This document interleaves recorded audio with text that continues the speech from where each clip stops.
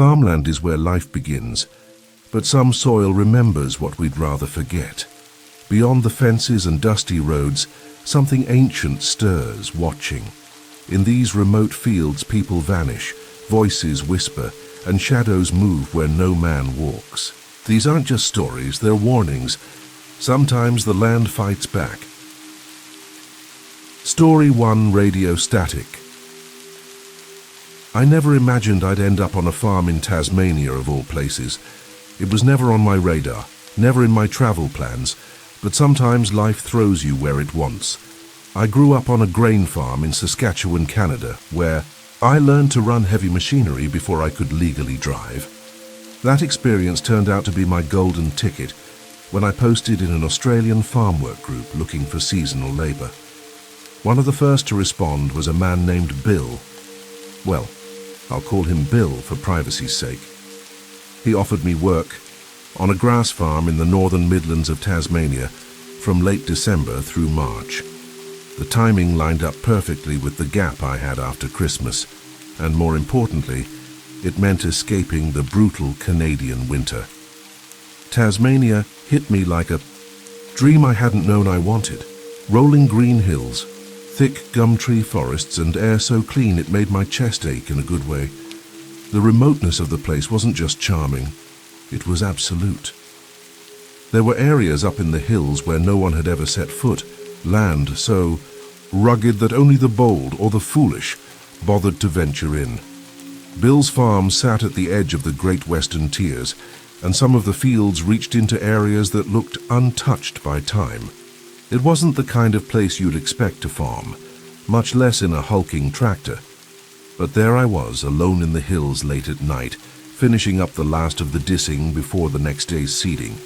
No phone service, just the CB radio, crackling in and out, and the sound of the wind rolling through valleys that didn't feel as empty as they looked. It was around 11 p.m. when George, Bill's brother, checked on me for the last time that night. He usually swung by every few hours in his ute or four-wheeler just to make sure everything was fine, since I was working deep in the far fields beyond the last yard site. After he left, I figured I'd power through the last few hours, finish the job, and save everyone some hassle in the morning. The night was quiet, still, with only the hum of the tractor and the distant silhouette of peaks blotting out the stars. I didn't mind the isolation. Growing up in Saskatchewan taught me how to be alone without feeling lonely. Besides, there was something peaceful about watching the sunset fall behind those hills, even if I was the only one out there. That sense of calm didn't last. I remember reaching forward to adjust the throttle when I heard it. The faint but unmistakable click of the CB radio turning on, like someone had keyed their mic. I paused, staring at the glowing indicator light that signaled an incoming transmission. The line was dead silent. No static, no voice. Just the ominous, quiet hum of a system that had come to life uninvited.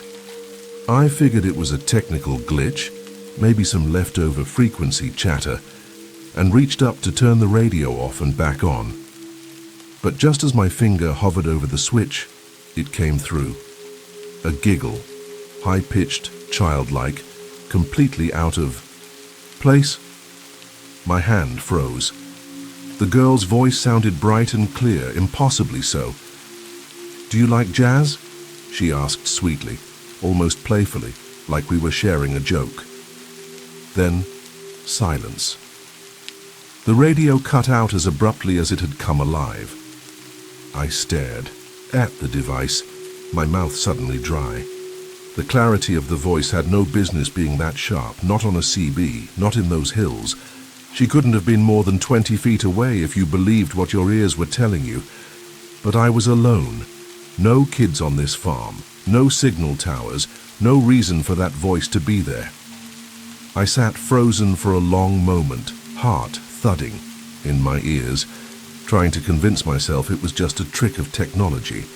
But the dread crawling up my spine told a different story, one I wasn't ready to understand.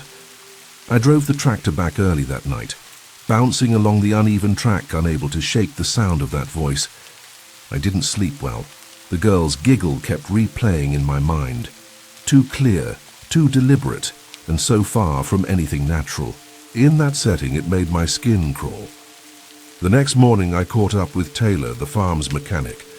He was one of those old-school Aussie blokes. No nonsense, beer in one hand, spanner in the other, and more experience in the bush than I'd ever hoped to gain. If anyone could talk sense into this, it'd be him. I asked if he thought hunters might have been out in the woods last night. Maybe someone brought their kid along for a night shoot and she picked up a mic or something. Taylor's brow furrowed. "Mate, no one goes back there," he said, shaking his head. "Only way in is down that road you were on. Locked gate, private, you'd know if someone snuck in." I hesitated, chewing on the inside of my cheek before finally laying it all out. The click on the radio, the child's laugh, the jazz question, all of it. I braced for the ridicule, the kind of light-hearted razzing Aussies are famous for. But it never came. Taylor just stared at me, really stared, his usual swagger replaced by a stillness that unsettled me more than the voice had. "Got nothing for you, mate," he finally said. "That's freaky." And that was that. Except it wasn't. Word spread, faster than I expected. One by one, the other workers came by, under the pretense of checking something near my tractor, asking casual questions that circled around the same thing. "So, you really heard something?" None of them laughed. None of them called me crazy. They just looked disturbed. And when I told the story to Grant, Bill and George's father, a man who'd lived on those hills for 82 years, his response chilled me to the bone. He just looked past me out to the ridgeline where the fields disappeared into thick bushland. "I've been here long enough to know what goes on out there," he said almost to himself. "Those things don't surprise me anymore." There was something in his tone, not fear exactly, something heavier. Resignation, maybe. Like he'd stopped trying to make sense of the strange things this land kept buried. I didn't know what I'd heard on that radio, but I knew this much. It wasn't a prank, and it wasn't a glitch. That voice didn't come through wires. It came through the hills, through the silence, through whatever lives out there where the trees grow too thick and the roads don't go. The kind of thing that watches and waits and speaks when no one else is listening. And I had listened. That was the worst part. After that night, I kept my distance from the far fields. There was no official memo, no conversation with Bill or George about rotating tasks, but somehow the schedule adjusted on its own. I was given work closer to the yard, jobs that didn't involve long nights in the backfields with just the static of the radio for company. No one asked why. No one had to. The story had woven itself into the fabric of the farm like a whispered superstition, unspoken but undeniable. The CB radio still sat in the tractor cab, silent most days, but I never trusted it again. Every time it clicked or popped with static, my breath would catch in my throat. I stopped using it unless I absolutely had to. Taylor never brought it up again, but he gave me this look whenever our paths crossed, a flicker of wariness that hadn't been there before. And Grant? Grant kept to his quiet, cryptic wisdom. Sometimes I'd catch him out by the fields in the early morning, staring at the hills as if listening for something. I never asked what.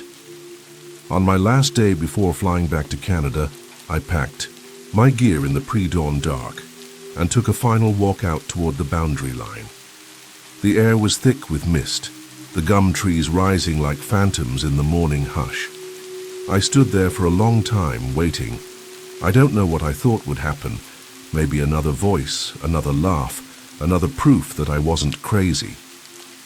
But all I heard was the wind, brushing through the trees like it always had. Still, something had changed. The land felt aware, like it had noticed me. And maybe that was the scariest part. Not the voice, not the impossibility of it, but the realization that the land had been watching all along, that it chose when to speak, and that I'd been marked, if only for a moment, as someone who had heard it. I boarded my plane later that day and tried to leave Tasmania behind. But sometimes when I'm alone in the combine back home and the radio buzzes for no reason, I remember the laugh, the jazz, the voice that didn't belong, and I wonder if the hills are listening still. Story 2. The Princess on the Hill. I never expected my first brush with the supernatural to happen in the middle of a desert. As an agronomist specializing in desert land cultivation, I've traveled to some of the most remote and forgotten corners of the world, regions where the heat shimmers off the sand and the silence seems too thick to break. Egypt had always fascinated me, both for its ancient riches and its endless, unforgiving terrain. After graduating, I landed a job assisting a private agricultural project aimed at reclaiming desert land for farming. The location was brutal, about 450 kilometers from the nearest signs of civilization, a place so far removed from the world that even the stars felt closer than the people. The days were scorching and mechanical, filled with irrigation data, soil samples, and test plots that baked under the sun. But the nights, those were something else entirely. You'd think they'd be peaceful, but there was an eerie stillness to them. No wind, no insects, just silence so complete it pressed against your ears. The land didn't sleep. It watched. I'd set up a small personal campsite near a lone hill about 1 kilometer from the main compound. It wasn't much, just a fire pit, some stones, a blanket. But it gave me a sense of solitude after the rigid routine of the day. That hill drew me in, from the first moment I saw it, rising modestly against the sea of sand like an ancient sentinel. No roads led to it, no tracks circled it. It stood untouched, unbothered, and I felt drawn to its strange, isolated beauty. I didn't know it then, but that hill had a name, a history, and a guardian who didn't take kindly to fire. It was just after sundown when I made my way back to the hill. The sky was void of stars that night, hidden behind a veil of thick darkness that made the desert feel endless and hollow. I carried a bundle of firewood I'd collected earlier, planning to light a small campfire and spend the evening in quiet reflection. But something was off the moment I stepped into the clearing. The air was unusually still, no wind, no cooling breeze, just a thick heat pressing against my chest. Even the headlamp strapped to my forehead seemed muted, its beams swallowed by the blackness. I knelt by the pit and began to arrange the wood. It resisted every effort. The fire just wouldn't catch. I struck match after match, the flame either dying instantly or flickering out in a strange, reluctant sputter. When it finally lit, it roared to life with a violence that startled me, like a gas torch suddenly ignited. For a moment, the entire hillside glowed in harsh orange, the flames too hot, too wild. Then, just as quickly, it calmed into a normal blaze. That's when I felt it. A sudden, searing wave of heat that wasn't from the fire. It rolled through me like invisible hands pressing against my chest, hot spots blooming across my skin. I staggered back in confusion, breath caught in my throat. Before I could process what was happening, a scream shattered the silence. It was sharp, agonizing, and close, a woman's voice full of fury and pain, slicing through the night air.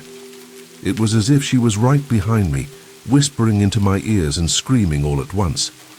I spun around, my flashlight trembling in my hand, but there was no one there. Just shadows and sand and a fire that no longer burned. In fact, the fire pit was empty. No embers, no smoke, nothing but cold stones and untouched wood. I ran. I didn't stop running until I reached the main compound, breath heaving, heart pounding against my ribs like it was trying to escape. The site manager was still awake, going over irrigation data in the small control shack, and he looked up. As I burst through the door, wild-eyed and pale, before I could say a word, he smirked and said something I'll never forget. She was there, wasn't she? I stared at him, stunned, unsure whether he was joking or somehow knew exactly what I had experienced. "Who?" I asked, almost afraid to hear the answer. He leaned back in his chair, crossed his arms, and with a strange mix of respect and dread in his voice said, "The Princess of the Hill." What followed was a story I couldn't have invented in my most feverish imagination. Decades ago, in the 1980s, when the farm site was first under development, a young security officer had been stationed on that same hill to monitor equipment. He'd been warned, strictly, not to light any fires there, not by policy, but by the old locals, the Bedouin tribes who had lived in that part of the desert for generations. The guard, skeptical and bored, ignored the warning after a few uneventful nights and built a fire to keep warm. What happened next mirrored my own experience, but worse. According to the manager, the flames hadn't even settled before a woman appeared out of the darkness, running straight at the guard. Dressed in flowing white, her hair black as night, she screamed at him, "Didn't he tell you not to light a fire here?" Terrified, the man fled down the hill, chased not only by the echo of her words, but by something more primal, a massive black dog with red eyes and gleaming teeth that nearly took him down. He only escaped when a second figure appeared, a white shadow, barely human, that clashed with the dog in a scene so unreal he never spoke of it again. The officer resigned the next day, left the desert, and never came back. The manager claimed no one had used the hill since, not willingly, not knowingly. Still shaken, I sought out a Bedouin sheikh from a nearby tribe a few days later, hoping for more answers. The elder listened patiently as I told my story, nodding at the details as if confirming a memory rather than hearing something new. He told me the woman was once a mother, a wife of the desert whose tent caught fire in a freak sandstorm. She and her children perished in the blaze, their cries forever etched into the silence of that place. Since then her spirit had guarded the hill, despising fire in all forms. She wasn't evil, he said, just sorrowful, mourning, protective, and deeply offended by anyone who disturbed her resting ground with flame. After that night, I never stepped foot on the hill again. I didn't even glance at it when I passed by. In the early mornings, something inside me had shifted. Not out of fear exactly, but out of reverence.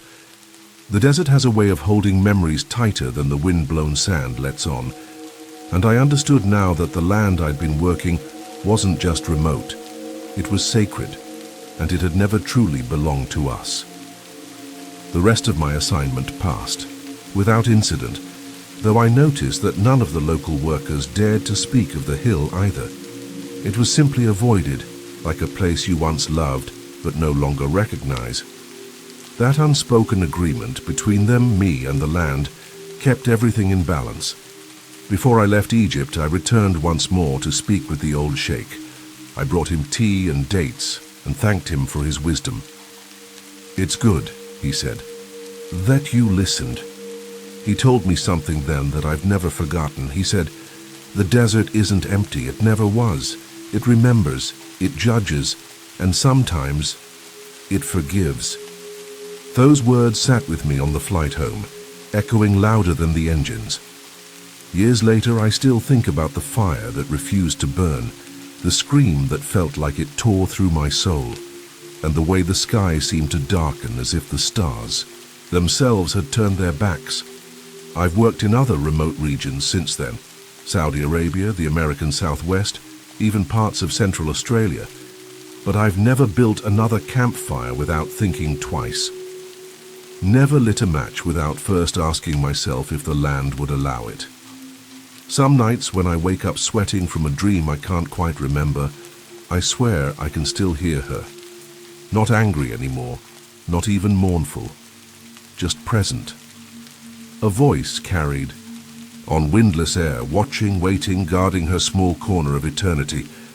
Maybe I wasn't cursed to have seen her. Maybe I was chosen to understand. Either way, I never look at fire the same way again, and I never underestimate the stories hidden in the silence of the sand. Story 3, Field of Bones. In 2003, I was 32 years old and fighting to keep my family's orchard alive in northern Wisconsin. The land had been passed down through generations, and the apple trees had their roots in both soil and legacy. My grandfather planted the first row back in the 1940s. He'd chosen the location for its gentle slope and fertile ground, but even then, there were murmurs about its history. Locals talked of old settler graves and Native American burial grounds that might have once crisscrossed this stretch of land, but those were always dismissed as campfire folklore, stories told over drinks during harvest season. I never paid those stories much mind until the day my shovel hit something that wasn't rock. I'd been digging a new irrigation ditch near the far edge of the orchard, close to where the trees gave way to a thick patch of woods. The ground there always felt a little softer, a little colder, like it remembered things the rest of the orchard didn't. I thought I'd struck an old root at first, but after brushing away the loose soil, I uncovered something pale and hard, long, curved, unmistakably bone. A leg bone, I think, human-sized. It stopped me cold in the heat of the midday sun. The machinery buzzed faintly in the distance, the sound of normal life continuing on while I stood alone, holding a piece of someone's past in my hand. I called the sheriff's office, and they came out, took photos, bagged the bone, and told me not to disturb the site any further.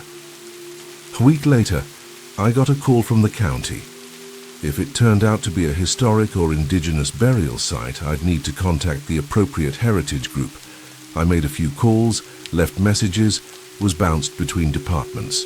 But as the days passed, something inside me resisted digging any deeper, not just in the earth but into the truth. The orchard was my livelihood.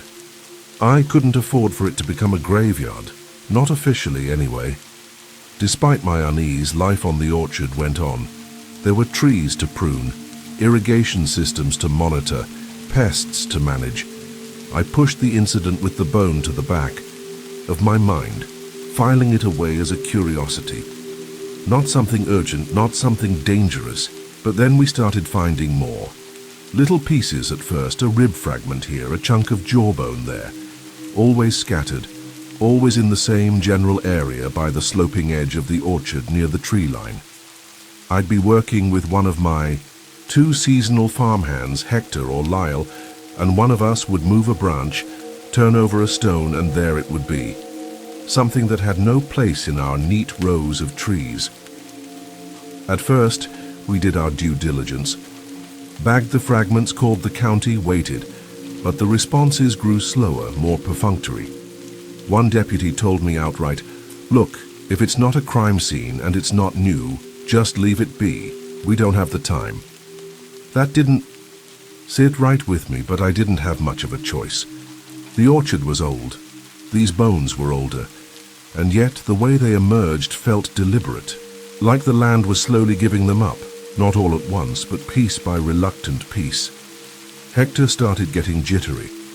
He said he sometimes felt like someone was watching him when he worked alone near the back rows. Lyle laughed it off, but he admitted he'd heard strange murmuring sounds among the trees, like voices on the edge of hearing, always fading when you tried to listen. I tried to keep the mood light, chalking it up to nerves, to too many late nights. But then I started noticing things too. There were cold spots, sudden gusts of wind that had no business being there. And once, while inspecting a section of orchard for pests, I heard what sounded like faint chanting, low and rhythmic, rising and falling in the stillness. It might have been the wind, might have been my imagination, but it raised the hairs on the back of my neck in a way no pest ever had. It was like the orchard was trying to speak, not in words but in fragments and feelings, in the way the ground shifted underfoot, or the shadows moved just a little too much when you weren't looking, and it was getting louder. Harvest season came early that year. A strange run of warm weather ripened the apples ahead of schedule, and we were working around the clock to get everything picked and stored. I was in the barn checking storage crates when I heard Lyle yell from the back rows. I dropped what I was doing and ran. He was crouched near the base of one of the oldest trees, pale as the apples in his crate. "There," he whispered, pointing down. Half buried in the soft soil was a human skull, smooth, intact, its empty socket staring up from the roots. I'd gotten used to finding fragments, but this was something else. The way it was placed, just visible enough to be found, it felt intentional, like it had been waiting. We placed it carefully in a sealed box and stored it in the barn, planning to report it the next morning. But that evening, something changed. The orchard, usually peaceful at dusk, felt tense, like the trees were holding their breath. Hector made an excuse to leave early. Lyle stayed, but he didn't talk much, just worked quietly, eyes flicking toward the edge of the trees more than once. As the sun dipped below the hills, I stepped outside to check on the last of the crates. That's when I heard it. Thudding sounds, dull and rhythmic, like someone was knocking on the trunks in slow succession. I turned toward the sound and caught movement between the trees, a figure, fleeting but unmistakable. A woman, long dress flowing, drifting between the rows, not walking, floating. Her shape flickered in and out of the fading light, too fast to follow, too slow to ignore. I froze, breath caught in my throat, heart thumping in time with the strange, pulsing knocks. Then she vanished. I blinked hard, trying to tell myself it was a trick of the light, a shadow stretched just right. But deep down, I knew better. That night I woke around 2 a.m. to a loud clatter from the barn. I live about 200 yards away in the farmhouse, and I could see from my window that the barn door was ajar, despite always bolting it shut. I grabbed a flashlight, threw on a jacket, and headed out, heart pounding harder with every step. Inside I found crates overturned, apples scattered across the floor, but the box, the one with the skull, was open, empty. The skull was gone. I called out, thinking maybe Lyle or Hector had come back for some reason. No answer. The barn was cold, silent, and yet I felt the air pressing in around me like something unseen was breathing in that space. There was no sign of forced entry, no prints, no reason. Just silence and that crawling sensation at the base of my spine that told me I wasn't alone. I closed the box, bolted the door, and walked back to the house without looking back. I didn't sleep the rest of the night. After the skull vanished from the barn, everything changed. The orchard didn't feel like mine anymore.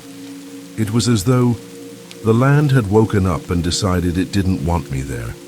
I kept working. It was my livelihood after all, but I no longer moved through the trees with ease. Every row felt too quiet. Every breeze felt watched. Hector refused to work near the back edge of the property, and Lyle kept making excuses to stick close to the house. I couldn't blame them. Something had shifted, and none of us wanted to be the next to feel it directly. Still, I needed answers. I reached out again to the local historical society and eventually connected with the cultural preservation group. I laid everything out, every bone, every strange sound, the skull that vanished from a sealed box.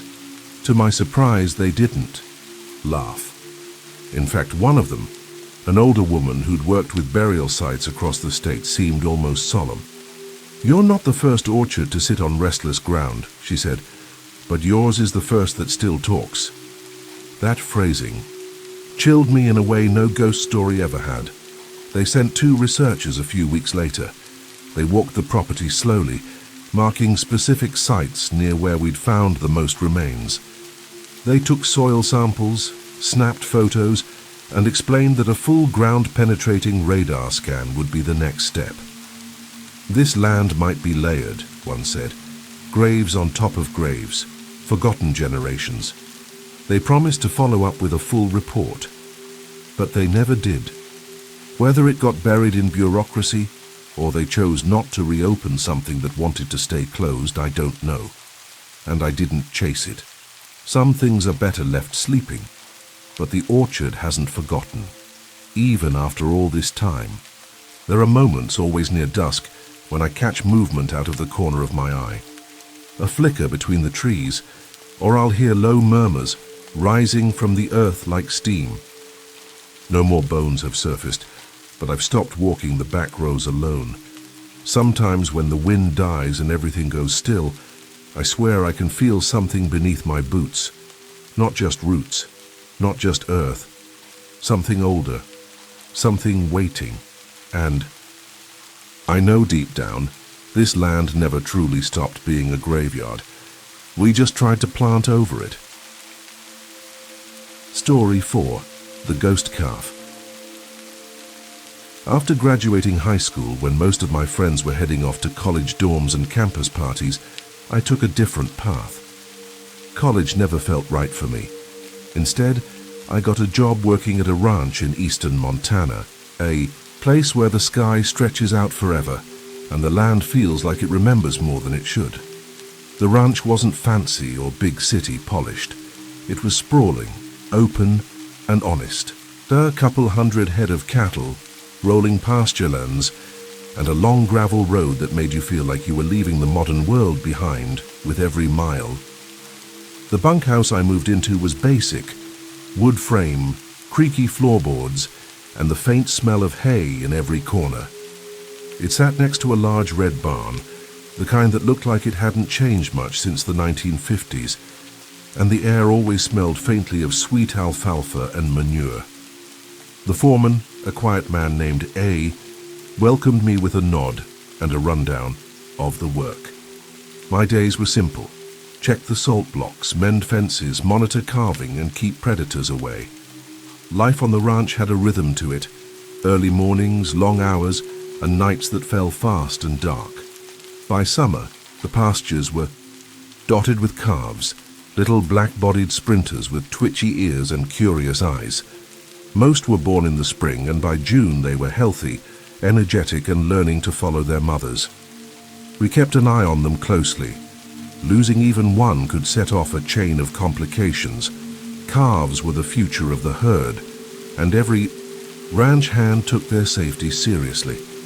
At the time, I thought I had found something peaceful, something honest. But peace doesn't always mean safety, and sometimes what you bury doesn't stay buried, especially not when the land decides it has something to show you. It was a clear summer morning when everything started to unravel. I was riding along the southern pasture, checking on a group of cows that had calved earlier in the year. The sun had just cleared the horizon, casting that warm orange light over the grass, and everything looked as it should, until I spotted a small black calf lying motionless near a patch of tall weeds. My stomach sank before I even reached it. I dismounted and approached slowly, half hoping it would twitch to life, but it didn't. The calf was dead. Young, maybe 2 months old, with no visible injuries except for the way its head was wedged awkwardly into a shallow erosion hole near the fence. It looked like it had simply slipped, gotten stuck, and couldn't free itself. The worst part wasn't the death itself. We lose animals from time to time on a ranch that size. It was the calf's marking. On its right flank was a distinctive white patch, shaped almost like a triangle. Unusual for a black Angus, and memorable enough that I remarked on it as I loaded the poor thing into the back of the pickup. When I met the foreman near the barn, I mentioned the mark. He nodded and helped me bury it in the designated gully we used for livestock losses. We said a few respectful words, covered the grave, and returned to work. Days passed, and life returned to normal, or so I thought. Then one evening, while checking the western pasture, I saw a calf near the tree line. It looked familiar, too familiar. The same size, the same gait, and impossibly the same triangular white patch on its right flank. I stared at it for a long time, convinced I must be mistaken. Maybe there had been another calf with similar markings that I'd never noticed. But the more I watched it, the more that uneasy feeling bloomed in my gut. I tried to get closer, but the calf darted off and disappeared into the herd. Over the next several days, I kept spotting it, always near the edges of the field, always slipping away before I could confirm what I was seeing. It became a routine. I'd glimpse the patch, approach slowly, and it would vanish again. No one else had seen it yet. I hadn't told anyone. I didn't even fully believe it myself. But I knew that calf, and I knew we had already buried it. The sightings didn't stop. They only got stranger. I started mentioning the calf to the other ranch hands casually at first, just to see if anyone else had noticed it. Most shrugged it off, chalking it up to stress or confusion. The foreman, A, suggested maybe I'd seen a different calf with a similar marking, but I wasn't buying it. The triangle on the flank wasn't just a fluke of nature. It was identical, down to the shape and placement. I convinced A to check the burial site with me, just to be sure. We brought shovels, more out of habit than real expectation, and returned to the gully we'd used weeks earlier. We dug slowly, carefully, peeling back layers of dirt until the burlap sack we'd wrapped the calf in came into view. Air helped pull it back, and the moment we saw the decaying form beneath it, we both froze. The triangular white patch was still there, faint but visible through the rot and dirt. The original calf was still in the ground. Whatever we'd been, seeing in the pasture wasn't just a misidentified twin or a record-keeping mistake. It couldn't be. A stared at the body for a long time before muttering, "Then what the hell are we looking at?" His hands were trembling slightly, the shovel shaking as he leaned on it. We didn't talk about it openly after that, but word must have gotten around. A few of the other ranch hands started sharing their own sightings. One said he'd seen the calf at dawn near the trough, just standing there watching. Another swore he saw it bolt across the fields at sunset, only to vanish into thin air when he gave chase. No one joked about it, not anymore.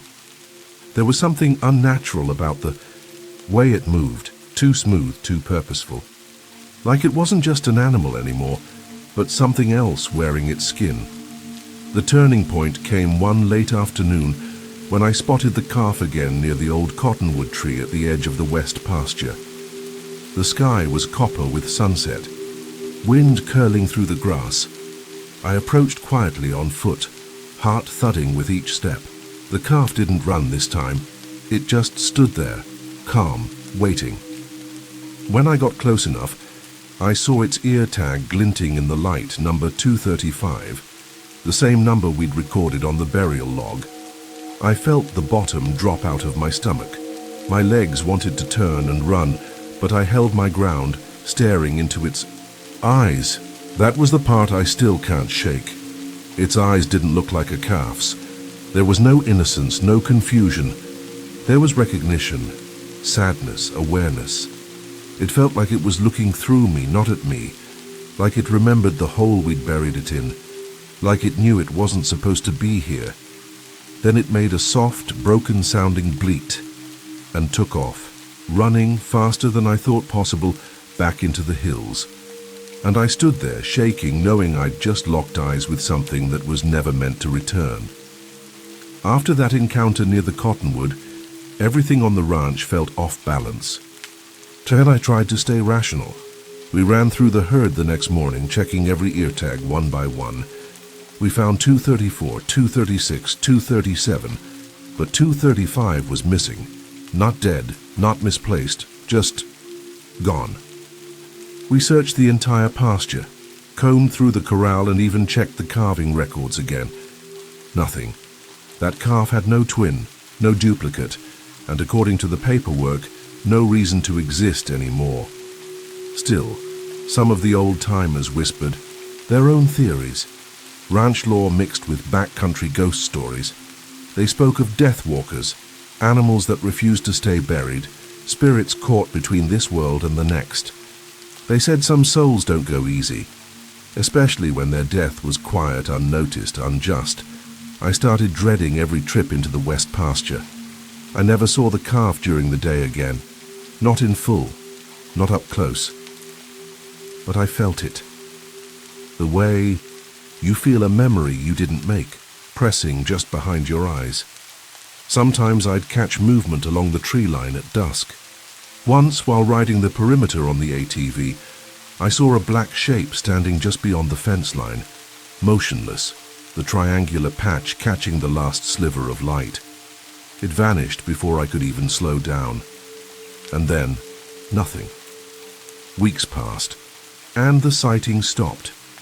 The ranch rolled on as it always had. Feeding, fencing, vaccinations. Life moved forward, the way it always does when you're working land that doesn't care about your fears. But even as the days grew cooler and the air started to smell like fall, the memory of 235 stayed with me. It became something we only spoke about over beers, if at all. The ghost calf, they'd say with a nervous laugh. But I didn't laugh. Stayed on at the ranch, got promoted to assistant foreman eventually, but I never went back to that burial gully alone.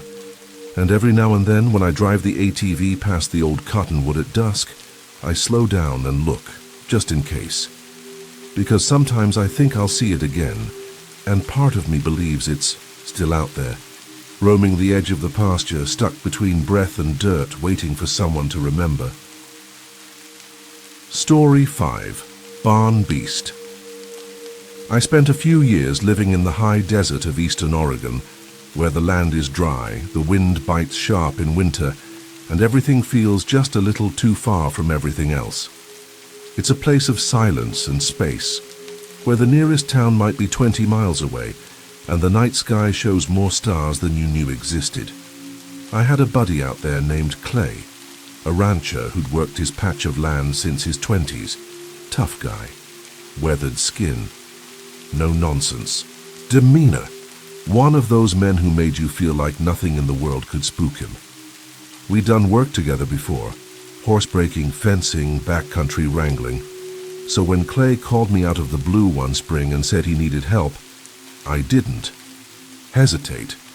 What caught me off guard was how he sounded. Not like himself, not calm, not in control. He said something was getting to his livestock, goats mostly. Every few nights one of them would turn up dead, and not from coyotes or wild dogs. These kills were different, messier, more violent. Clay had patched the fences, walked the perimeter, even called the local game warden, but nothing came of it. That's when he remembered I was good with horses and didn't mind sleeping under the stars. I just need another set of eyes, he told me. Something ain't right. So I packed my gear, grabbed my old 243, and headed out to the ranch. I figured we'd find some sneaky predator, maybe a cougar or a rogue coyote pack, but what we found wasn't something either of us were prepared to face, because whatever was coming through those fences at night, it wasn't hunting, it was testing. When I arrived at Clay's place, the sun was low, casting long shadows over the dry fields and rust-colored hills. His ranch sat near a lonely stretch of road, surrounded by miles of grassland and patches of scraggly junipers. He met me by the barn, rifle slung across his shoulder, a deep crease in his brow. He looked tired, worn down in a way I hadn't seen before. "Come see," he said, motioning toward the livestock pen. The chain-link fence in the back corner was bent, twisted outward like something had clawed or pulled at it, not ripped. The way a coyote would, but warped, shredded. I'd seen my share of animal damage in my time, but this was different, violent, deliberate. Nearby, the remains of a goat lay half-covered in hay. Clay had left it there for me to examine. The body was torn open at the neck and shoulders, puncture wounds deep and uneven, not clean like a big cat kill. And the smell, rank, wet, unnatural, clung to the air long after we walked away. Clay shook his head. We don't have wolves here, haven't for years. And I don't know a mountain lion that does this. That night we set up watch near the barn. He brought his 30-30 and I had my 243 loaded and ready. We sat in folding chairs just inside the open loft, a lantern glowing faint beside us and the weak floodlight illuminating the pen below. The animals were restless, bleating low, crowding together near the center. Something had them on edge. Around midnight, we heard the sound, a soft metallic clink, like claws brushing against the fence. We both turned, rifles raised, scanning the darkness. I thought I saw movement, a shape slipping behind the shed, but it was gone before I could focus. Clay went to check, but found nothing. No footprints, no broken wire, just silence. The next morning we found another goat dead. Same wounds, same twisted fencing, but we hadn't heard a thing. By the third night, we were running out of explanations and patience. Clay had reinforced the corral with extra wiring and placed motion sensor lights around the perimeter. We even rigged a small radio near the livestock, hoping the sound of human voices might deter whatever was prowling out there. Still, the animals remained jumpy. They huddled in corners, barely touched their feed, and bleated nervously at nothing. We searched daily for tracks, but what we found didn't make sense. Odd. Impressions in the dirt. Too broad to be canine and too long to be feline. One near the trough looked like it had been pressed down by something heavy, but the shape was smeared, as if whatever made it had too many joints or didn't walk the way it should. That night, Clay and I took our positions in the barn loft again, overlooking the corral. The sky was overcast, cloaking everything in shadow. The lantern between us flickered, casting long, jittery silhouettes across the wooden beams. We waited in tense silence, scanning every corner of the pasture below. Then sometime before dawn we heard it, a sound like claws dragging slowly across wood. I turned to Clay, who nodded slowly, his eyes wide. We both leaned forward, peering through a gap in the boards, and then the goats exploded into chaos. Their screams rose in a shrill chorus as the fence rattled violently. Clay and I scrambled down the ladder, rifles ready, bursting out the barn, doors into a scene of confusion. One goat was already down, blood soaking the dirt. The others were scattering, slamming into the corners of the enclosure. And something big, was moving just beyond the corral, slipping between the shadows. I only saw it for a second, but it was enough. It was hunched, covered in coarse, patchy fur, with long arms that reached almost to the ground. It moved like an ape, but too fast, too fluid. It vaulted the fence with ease, landing with a thud that reverberated in my chest. Clay fired twice, cracks that shattered the night, but whatever it was didn't flinch. It disappeared into the junipers, swallowed by the dark. We stood there in silence, guns shaking in our hands. The remaining goats whimpered and huddled against the far wall. Clay muttered something under his breath, something I couldn't catch. The next morning we checked the trail cams. Every single one had been wiped, asking for reformatting, the footage corrupted. No prints, no blood trail, just bent fence posts, and the knowledge that something had come and gone without leaving a trace, and we'd seen it, if only for a moment. I left Clay's ranch a few days after the last sighting, my contract wrapping up, just as the tension reached its breaking point. I hated walking away, hated leaving him alone with something neither of us could explain, but I had other work lined up and no answers to offer. Before I left, we did one final sweep of the property together, repaired the fencing, repositioned. The lights even set out new trail cameras. Clay didn't say much during that walk, but the lines on his face had deepened and his shoulders carried a different weight. That night, we shared a quiet beer on the porch. He thanked me, then said, "It's not gone. Just moved on for now." A month later, he called me, His voice was steadier this time. The attacks had stopped as suddenly as they'd begun. No more dead goats, no more shredded fencing, and nothing caught on camera. Not that the cameras had ever been much help.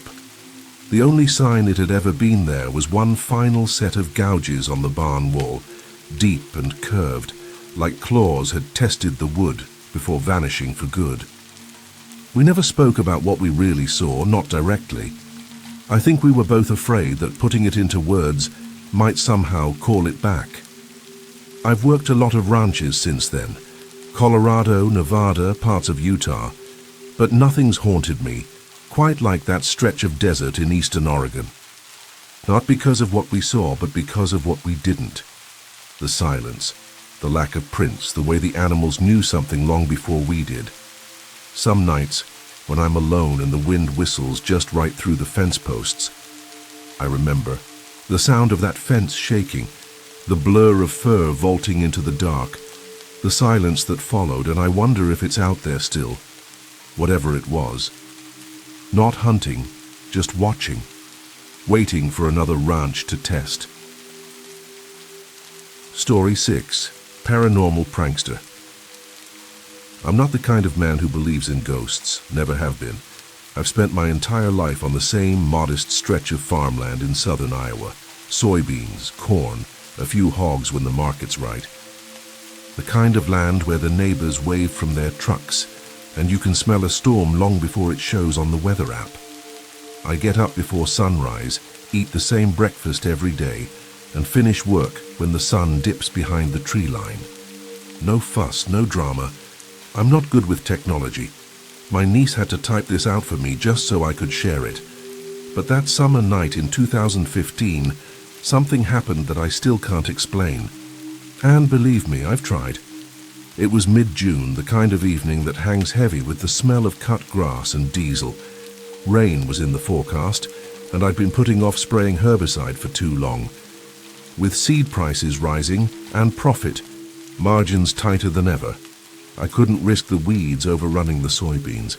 So I fired up my old tractor just after dinner and headed out to the west field, figuring I'd be done before midnight. The engine chugged along steady, the rhythmic clatter oddly comforting.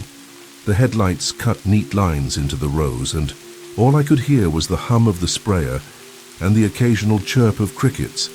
I wasn't thinking about ghosts. I wasn't thinking about anything, really. Just the job ahead, just the land I knew like the back of my hand. But somewhere out there in the dark, just past the edges of the field, where the light didn't reach, something was waiting.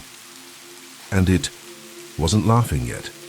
The first time I saw it, I told myself it was nothing. Just an animal, something natural. Out here in Iowa, deer are a dime a dozen, always slipping through the cornfields when dusk settles in. But that night, as I steered the tractor down one of the final rows, something caught my eye along the far edge of the field. Movement, low to the ground. It darted behind the soybean plants too fast to make out. I figured it was a dog, maybe. A stray or a neighbor's mutt sniffing around. I flicked the auxiliary lights on and kept going. But minutes later I saw it again. Closer this time, crawling along the dirt between the rows like it was stalking something. I slowed the tractor, eyes scanning the darkness. Whatever it was, ducked out of view again, hugging the shadows just beyond the reach of my lights. The back of my neck prickled, but I forced myself to focus. I had work to finish. A few passes later, I caught a glimpse of something climbing over the perimeter fence.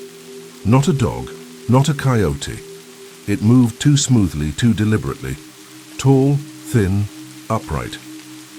At first I thought it was a man, maybe a trespasser or some fool teenager looking to stir up trouble. I stopped the tractor and stood up in the cab, shining. My flashlight across the rows, nothing. Just rustling soybean leaves and a breeze that felt suddenly colder than it should. I got back to spraying, but the sense of being watched grew heavier with each pass. Then I heard it. A faint scratching. Sound behind me, coming from the rear of the tractor. I turned around expecting to see a branch or debris dragging across the rig. But there was nothing, just empty air. And yet the sound continued, slow, methodical. I climbed down, walked the length of the equipment with my flashlight. Still nothing. Then, just as I was climbing back into the cab, I heard it again. A low, raspy laugh. Close. Too close. That laugh didn't belong in a field. It wasn't the chuckle of a man or the call of a coyote.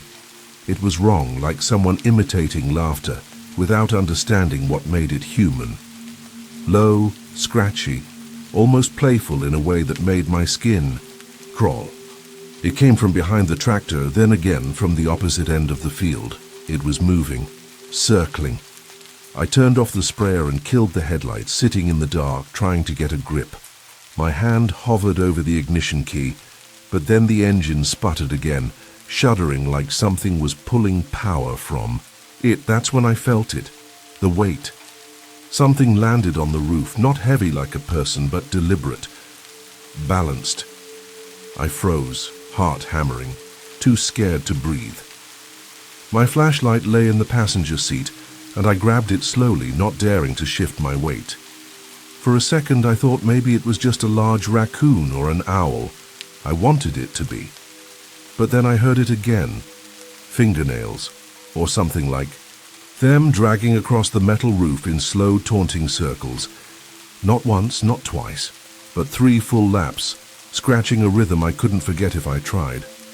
I swiveled in the seat, heart pounding in my ears, and cracked the cab door just enough to shine the flashlight upward. There was nothing there. No face, no limbs, just roof. But I could still hear the breathing. Ragged, wet, animal-like. It was there, even if I couldn't see it. I slammed the door and jammed the ignition. The engine coughed once, then roared to life like it knew I needed it. I hit the throttle, wheels kicking up dust as I tore across the field toward the gravel road, not caring about rows or irrigation lines. But just before I reached the edge of the field, I made the mistake of glancing in the side mirror. It was, running alongside me, on all fours. Thin arms and legs stretched unnaturally, pale skin taut over 2 long bones. Its head jerked with each stride, not bobbing like a human's, but snapping, as if something inside was broken or didn't belong. In that shape. The worst part was its eyes, tiny, black, and locked on mine through the mirror. I gunned it harder, engine screaming, eyes fixed on the house lights at the end of the gravel road. I didn't look back again. I couldn't.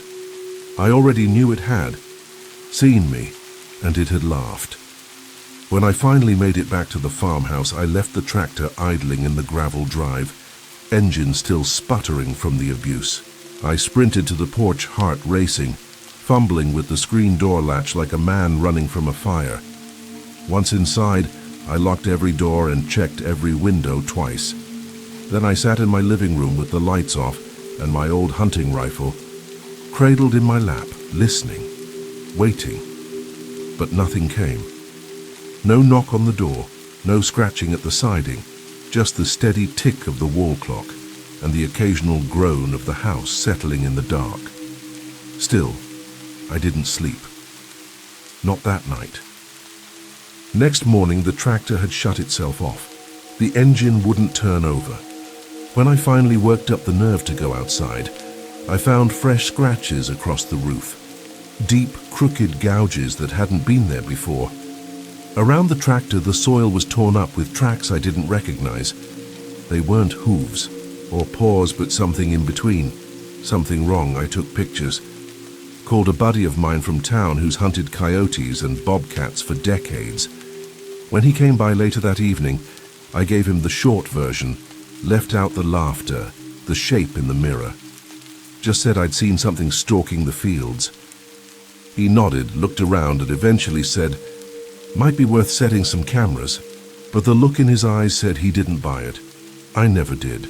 I didn't want to. Since that night, I've made a habit of finishing fieldwork well before dusk. I've let a few weeds grow taller than they should, and maybe sacrificed a bit of yield. But I'll take that over sitting in a tractor cab after dark, wondering if something's going to climb up behind me.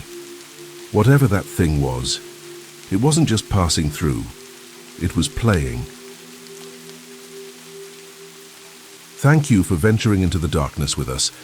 If these stories sent chills down your spine, don't keep the fear to yourself. Leave a comment, smash that like button, and share this video with someone who dares to listen in the dark. We release terrifying true stories every week, so be sure to subscribe and turn on notifications so you never miss what's lurking in the shadows. This is High Scare Stories, where nightmares don't end when the video does. Until next time, stay safe and stay scared.